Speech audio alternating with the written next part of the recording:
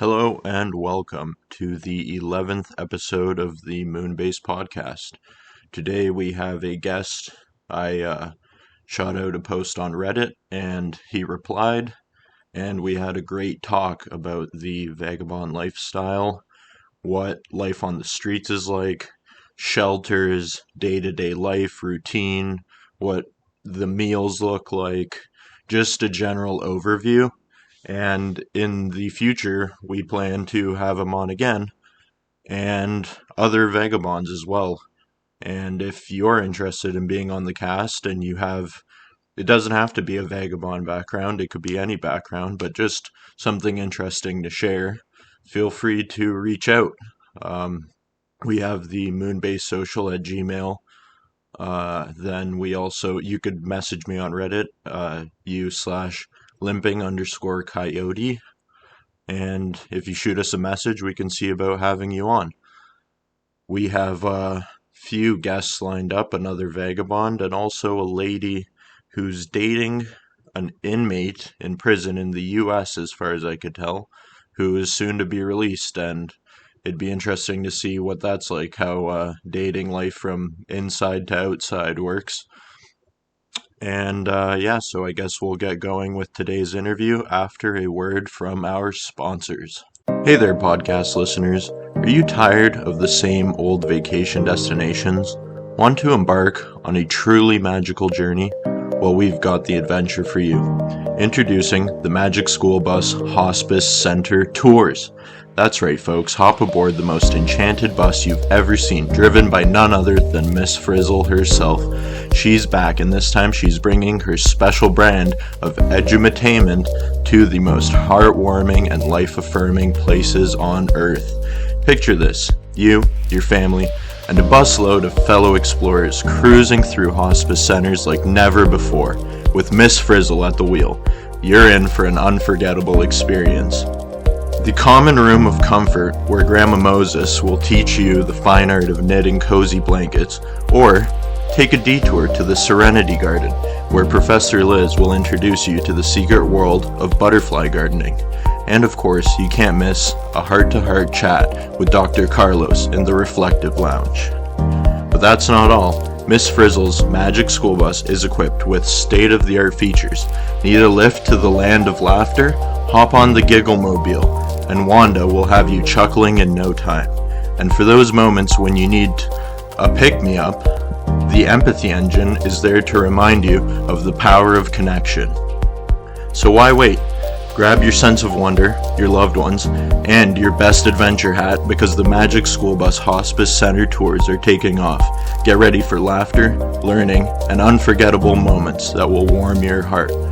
Hurry, spots on the bus are limited, and the experience is priceless.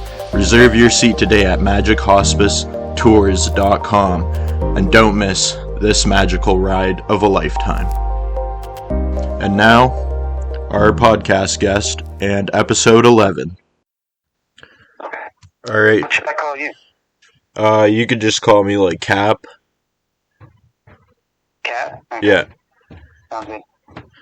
Yeah, so I reached out to r/Vagabond to actually hopefully interview someone and just get a better idea of the lifestyle and just how people are making it through and what they're doing to survive out there. So if you could just start by telling us a bit about yourself, that'd be great. Okay. Well, I'm going to go by Quirky Blurky because I don't want to use my real name. Yeah. But I'm from Canada originally. Okay. I started out in Winnipeg. Nice. I was homeless there back in 2015.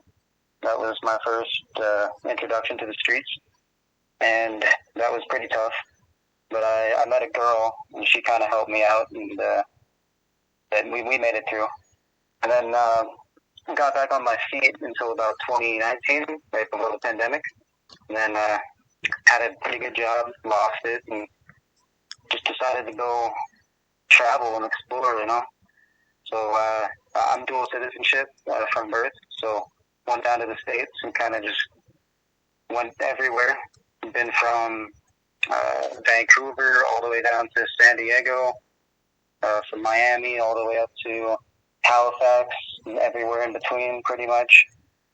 Just kind of living my life. Okay, right on. What are you using to get around mostly? Well, I try to stick to the Amtrak or the Via Rail because I find Okay. it's a lot easier. I've never hopped a train before, but I have hitchhiked.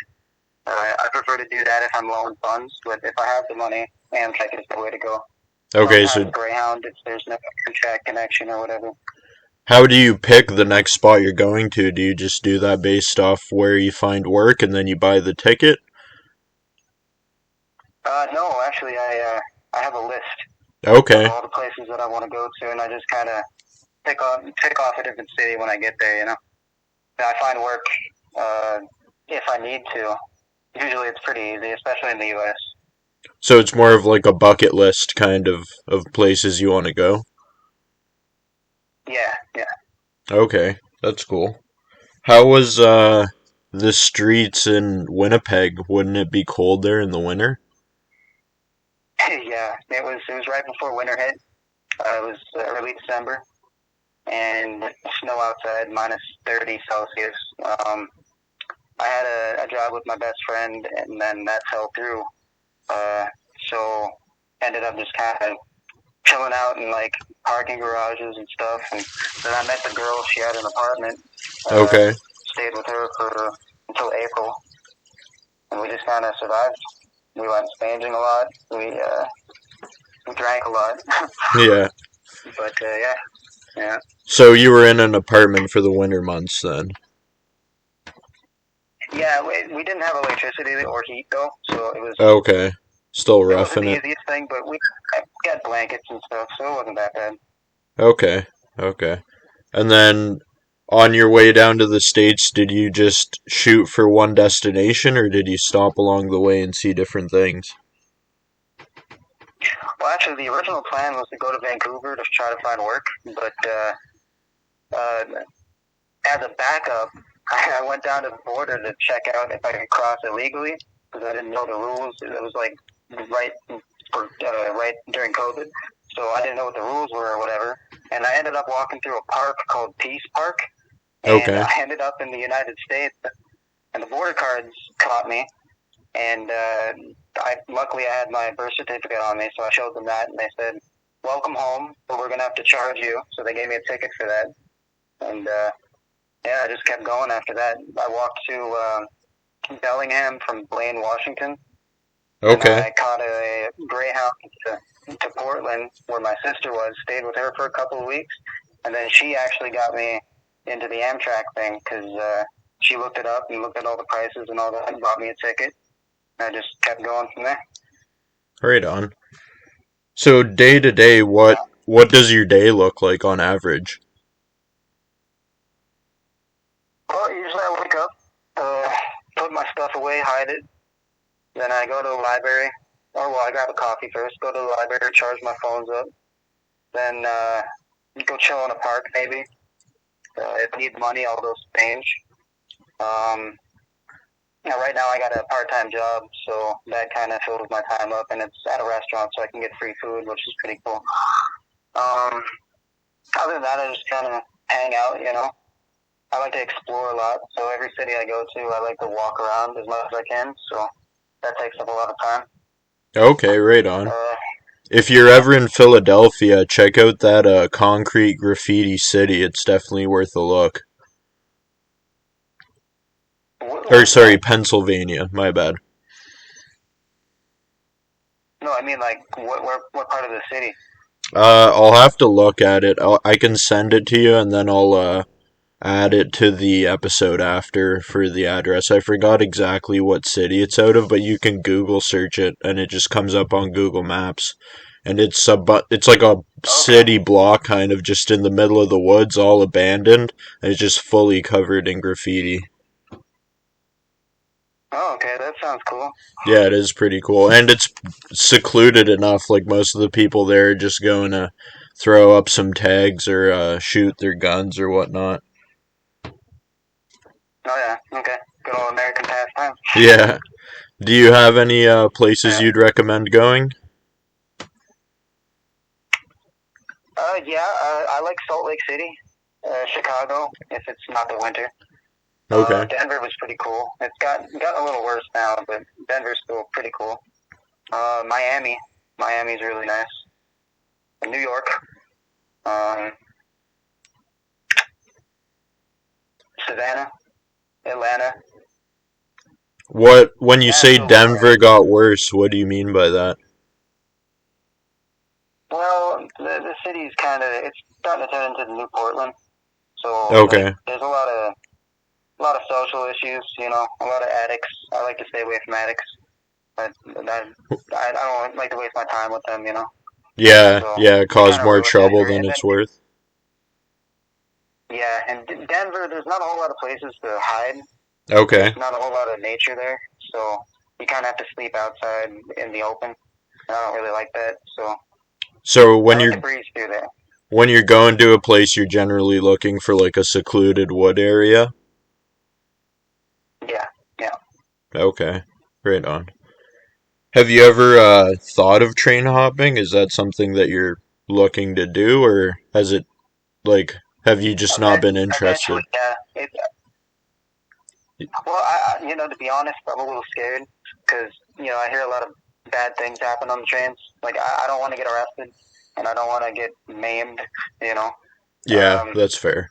I mean, I want to do it at least once, but I'd like to do it with somebody, and I haven't really met anybody that's cool enough to take me to do that. So I'm kind of holding Yeah, off on that until fate makes yeah. it happen. From what I read, you want to go with someone that knows what they're doing, that you trust. Yeah, yeah. So, in terms of getting like money to fund your travels, is it mainly spanging and odd jobs that you find when you're in a city? Yeah, pretty much. What I like to do is I like to bury like cash in different areas, different states. So if I Okay. ever am in real need, I know I have something there. I don't like to carry more than 1,000 on me, or 500 in cash, 1,000 in the bank, just in case. Yeah. Usually jobs they average about 2,000 a month, so I could live off that. And it's pretty easy to save up if you know what you're doing. I don't have any vices, so I don't smoke, I don't drink, I don't do drugs, so that helps me save a lot. Yeah, just I like to eat food. cheap. Yeah. Yeah, What sort of meals are you making there on the road? a lot of tuna, Okay. and a lot of like vegetables, dry goods, canned stuff. Easy to carry, easy to eat. You don't need to heat it up. I So, mean, if I'm situated in the winter, I like to have a cooking situation, like one of those little stoves, or propane stoves. But when I'm on the road, I just eat out. You know what I mean? okay. So just like fast food or stuff like that?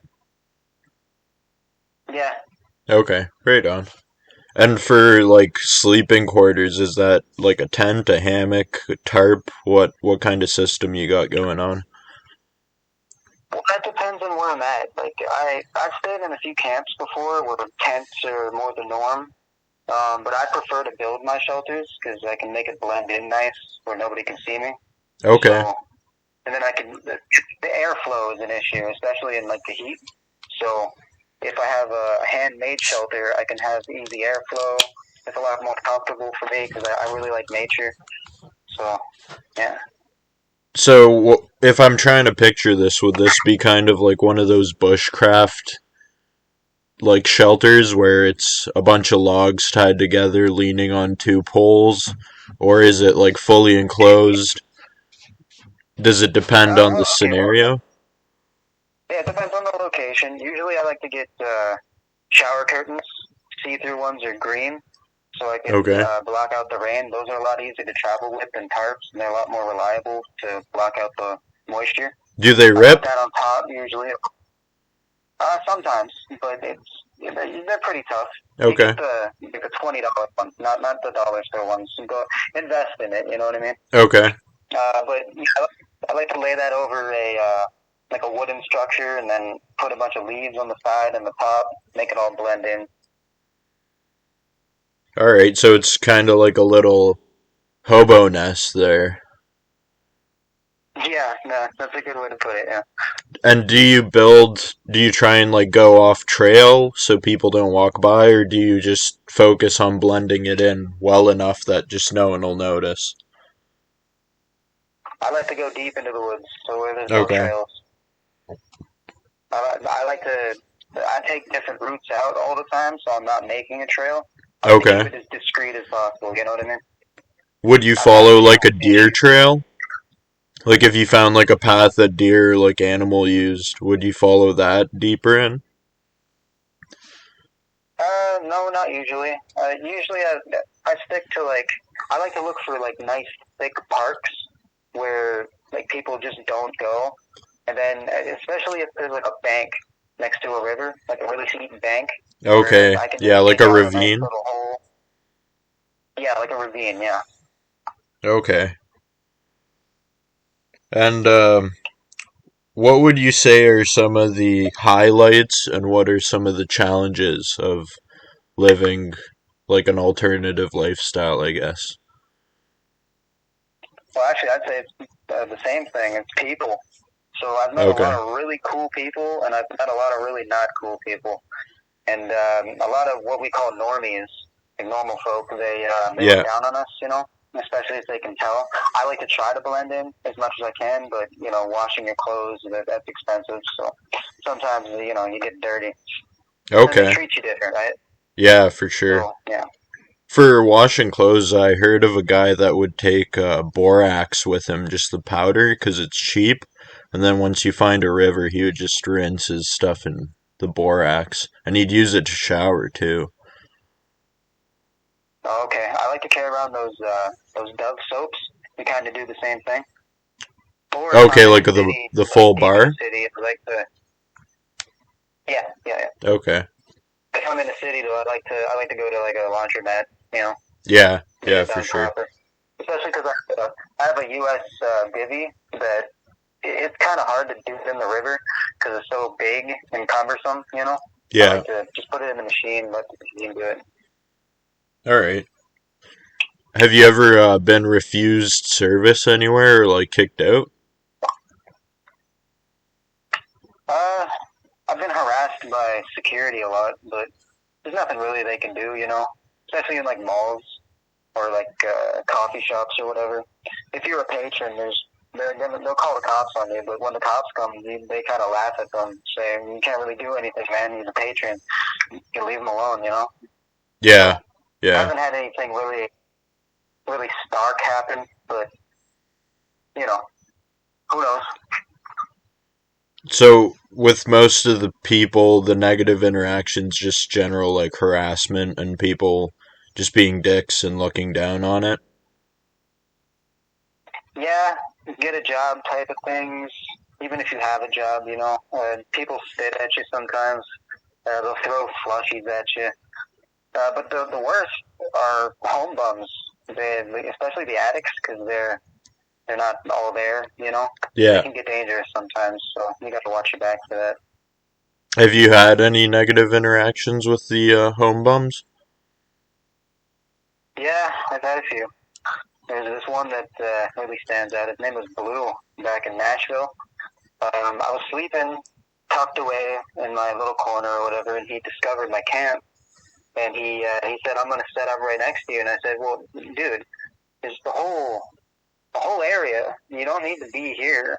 And then he's like, "Well, what are you going to do about it?" And he pulled out a Bowie knife on me, and I have a concealed carry, so Okay. I took that out and I showed it to him. I said, "I don't want to do this, but you need to go, man. Just leave." And he said, "Oh, okay. Well, now you're going to get arrested." He called the cops and said that I fired the gun.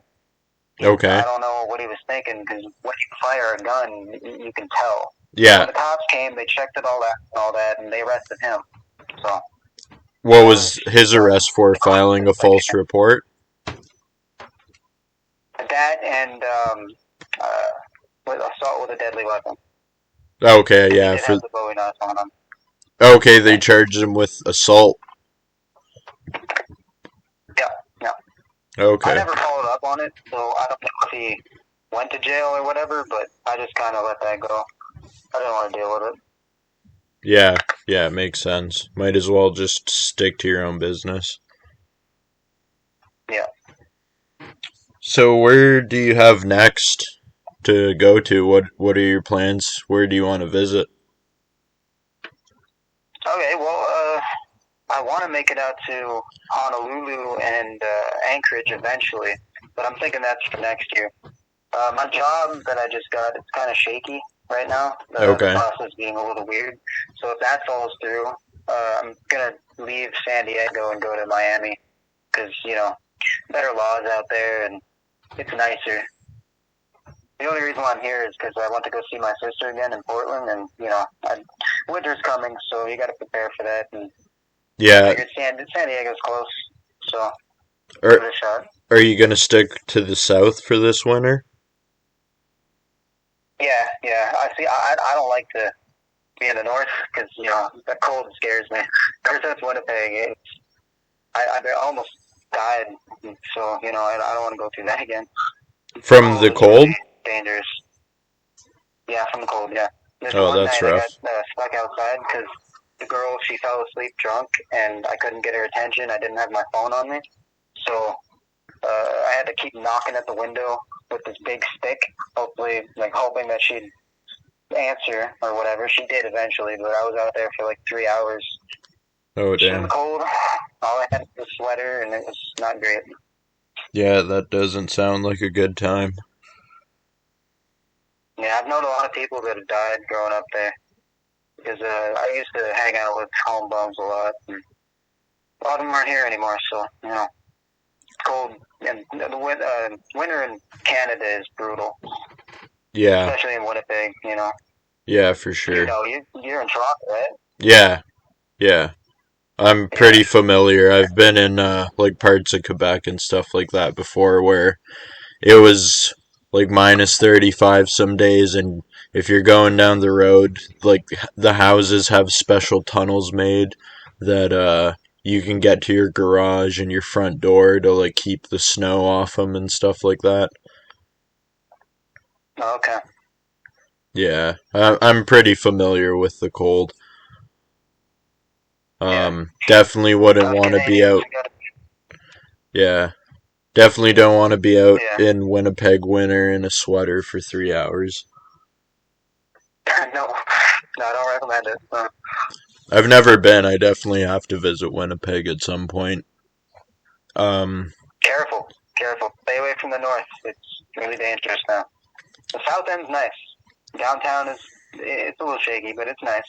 But just stay away from the north end. Last time I was there, which was 3 months ago, I got jumped by a bunch of kids, like 15, 16, yeah, and I had my backpack on, so they pulled my backpack down, me with it, started kicking me in the ribs, and I eventually passed out and woke up to the police asking if I was all right or whatever. And holy man, fuck, the pain is I could still feel it. And that was months ago, so I don't recommend it. that sounds like a rough go. What would you say is the main issue there? Like, what's causing the I don't know, like the Uh, violence, I well, guess. you could equate it to racism if I'm being honest. It's the largest native population in the world. Um, the city is 850,000 population, and around 25% of that is natives. And as you must know, natives aren't treated very well up here, so or anywhere really. So a lot of them are poor, and because they're poor and they grew up, in the environment that they did, they become violent Yeah, because they don't have anything, right? So, yeah. A yeah, lot of makes guns, sense. too. There's a lot of guns coming into Winnipeg now. It wasn't like that before. It always used to be knives, but now it's guns are flooding the streets. So Do you you gotta know be where they're careful. coming from? Mostly the United States, because the border is like right there, So, and it's not the most guarded border. Yeah, yeah, just that like 100-meter strip of cleared forest. Yeah, yeah. Hmm. And they like to make them too. Like I've seen like people make guns out of canes, out of like scooters. You know, the handlebars. They like hollow Okay. those out and they'll make a gun out of it somehow. Like I've seen a lot of janky stuff. Huh, I wouldn't think that would work. When you said that, I was thinking more like those 80% firearms. You know, like the AR-15 receivers and the Glock ones that you drill out yourself. Oh yeah. But those, I haven't seen any of those personally. But yeah, I know they're for sale though. If you're in the US, you can pick them up if you're in the right state. And I always assume when someone says that they made a ghost gun that it's something like that. yeah.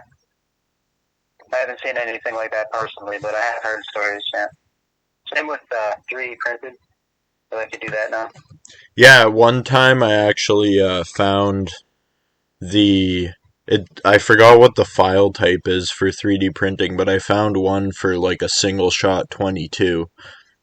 It was actually one of the first ones that got like big in the news, and I'm pretty sure now you just can't find it anywhere. Maybe if you go on like Pirate Bay or something, but I haven't looked for it. Yeah. So, would are you gonna come back up to Canada for the summer then? Probably. I'm thinking of flying to Honolulu and then to Anchorage, and then I'll come down through BC and probably hit Kelowna and then head east from there because I haven't seen Quebec City yet, and I haven't seen the Maritimes that much. I went out to Halifax, but I want to see more of the Maritimes. It's really nice out there. So Yeah, for sure. probably next year. Yeah. And will you stick to the tent setup, or are you looking at like different options there? When I travel, I don't like to set up camps. I just have my bivvy and I kind of just set it up under a tree or whatever. Okay. It's pretty easy to carry. You know, I like to keep it lightweight so that if I have to bury my stuff, which I usually do, Yeah.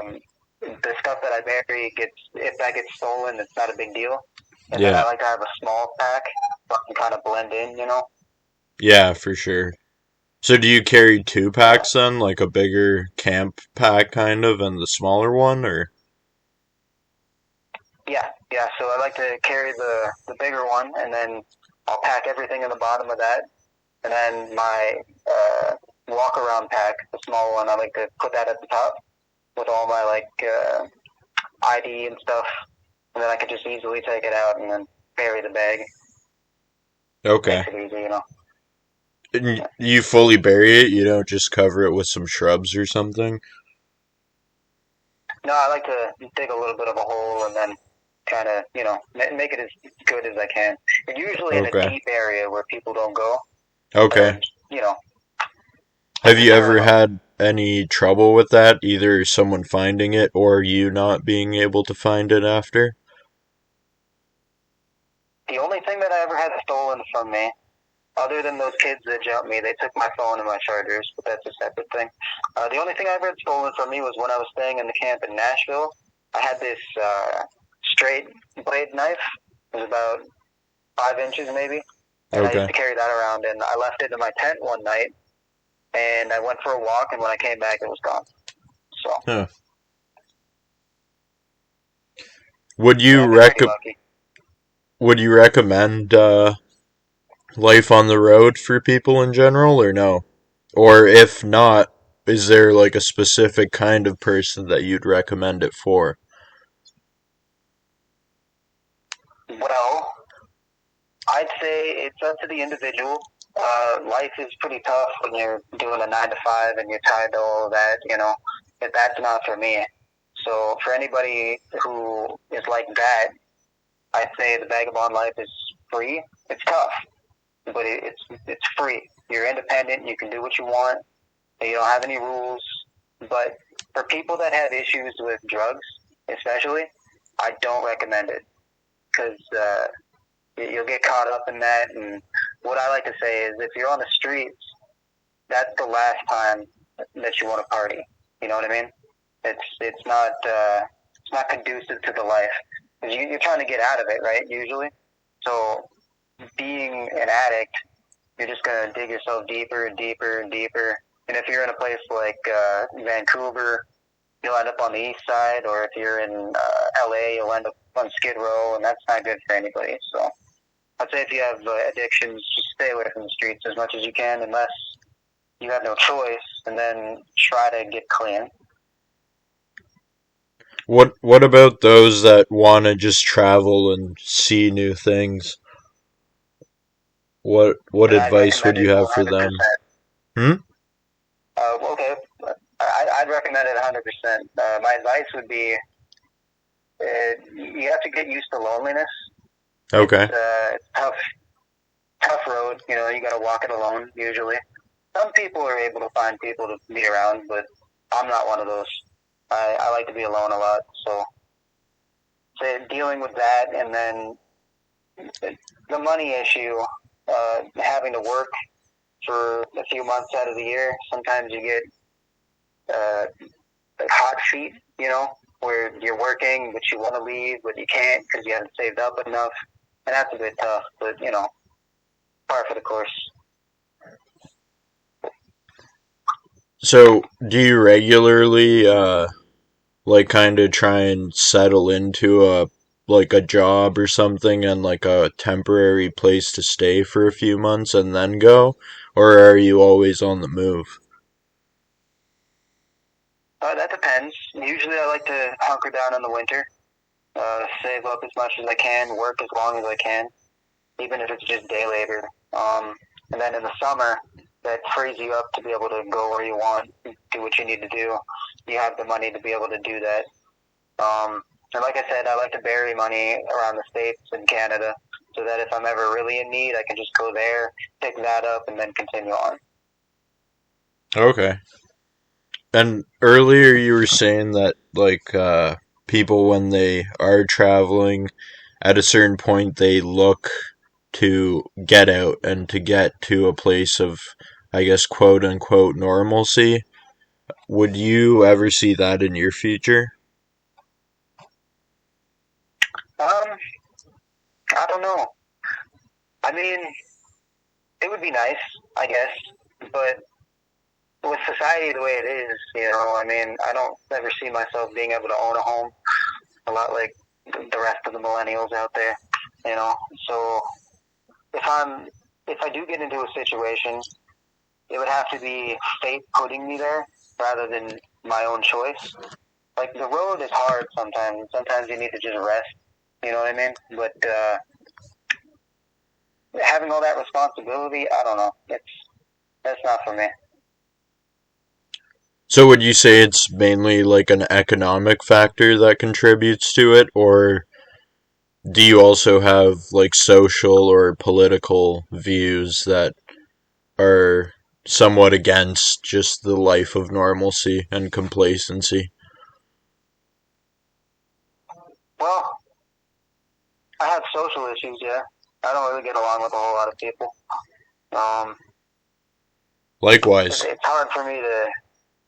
Yeah, it's hard for me to understand people because the way they live their lives, I don't get it. You know, why would you tie yourself to a 9 to 5 when you're working for somebody else?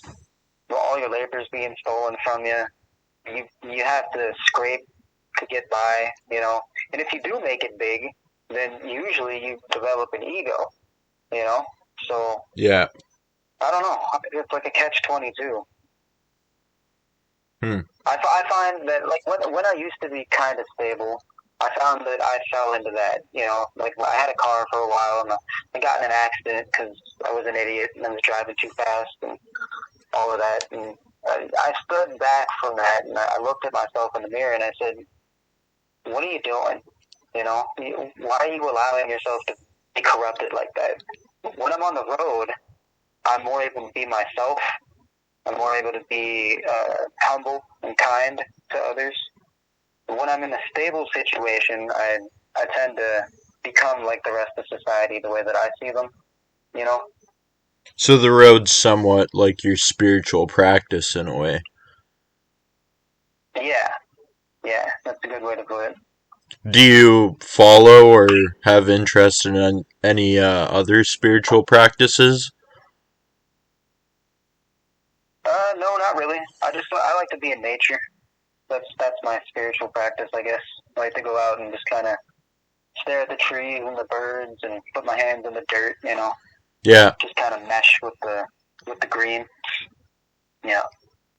How does having a phone work with being on the road and a vagabond? Do you find it takes away from the nature aspect, or does it open enough doors that it makes that worth it? Like, what's the situation there? Or do Well, it you has its need it? pros and cons.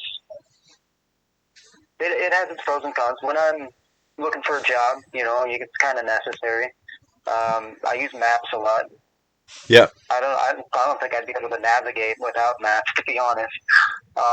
And then YouTube, I like to watch the other vagabonds do their thing, and other YouTube things, and then music.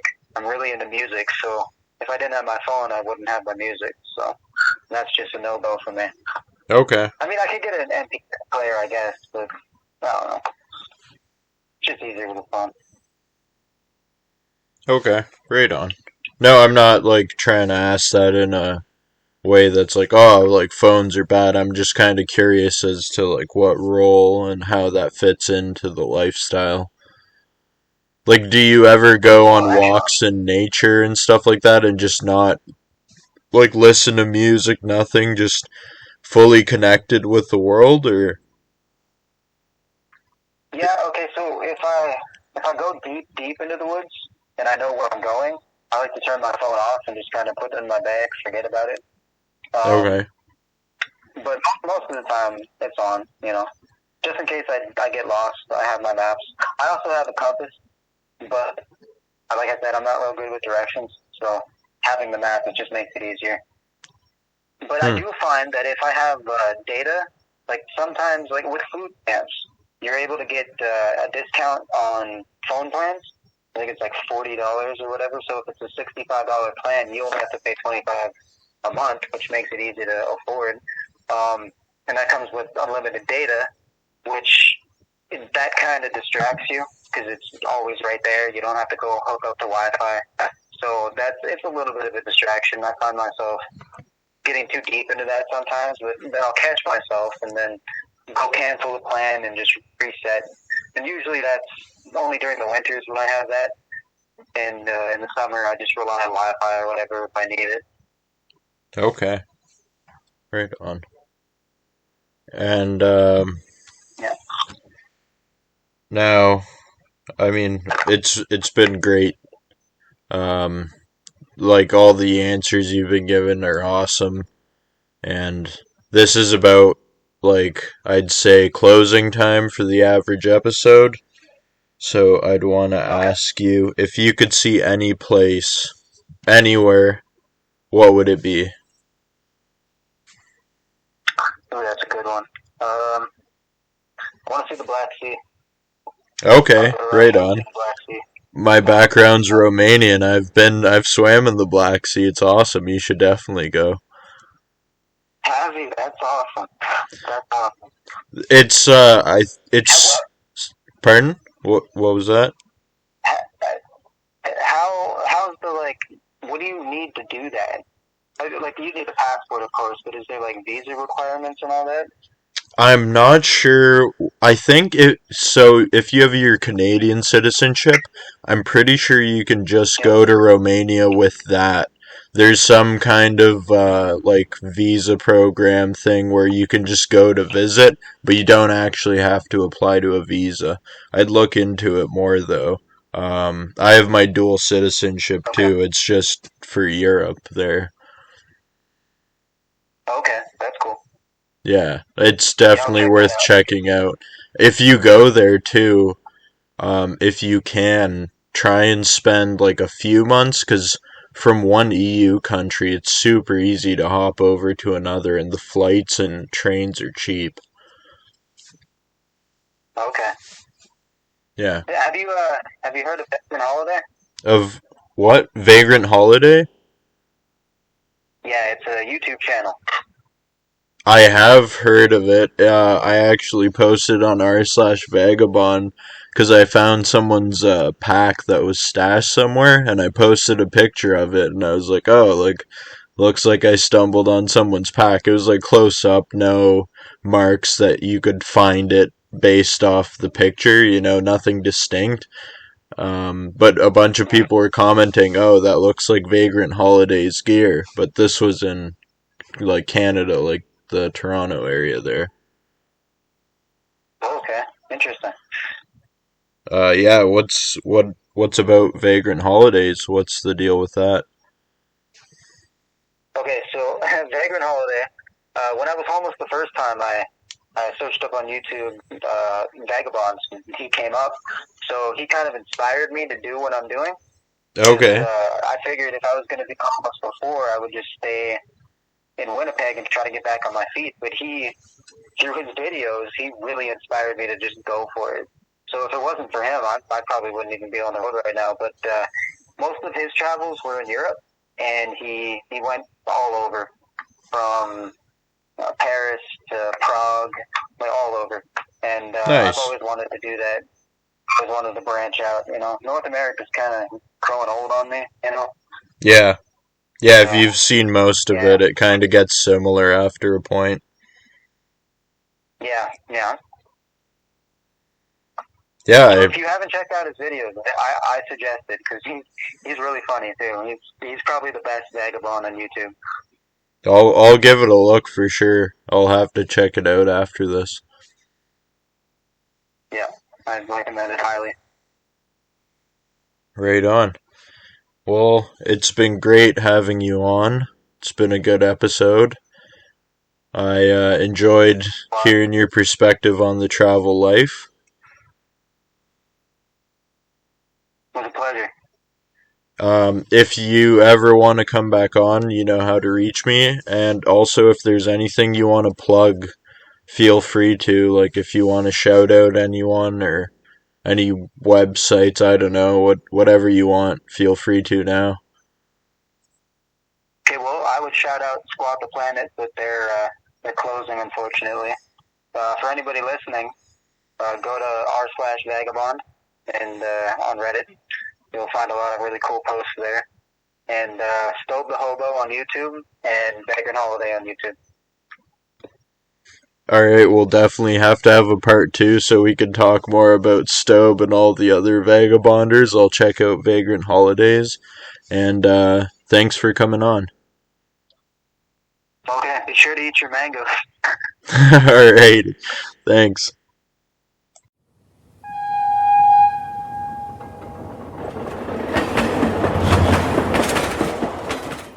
That concludes episode 11 of the Moonbase podcast. I hope you all enjoyed, and stay tuned for future episodes because more are coming.